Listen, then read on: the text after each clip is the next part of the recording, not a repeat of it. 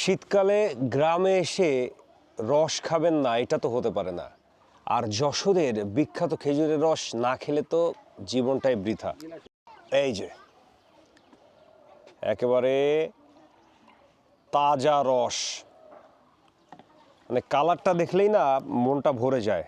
বাহ, রসের যে একটা মিষ্টি সুঘ্রাণ, মানে মনটাই জুড়িয়ে যায়। খুব ভালো লাগছে। আমি একটু টেস্ট করে দেখি এই বছরের প্রথম রস। বিসমিল্লাহির রহমানির রহিম।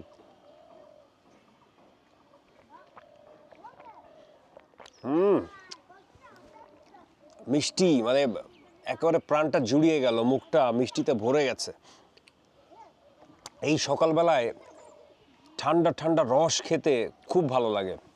আর সাথে যদি একটু দেশি মুড়ি হয় একেবারে, তাহলে তো কথাই নেই। একটু মুড়ি, একটু রস,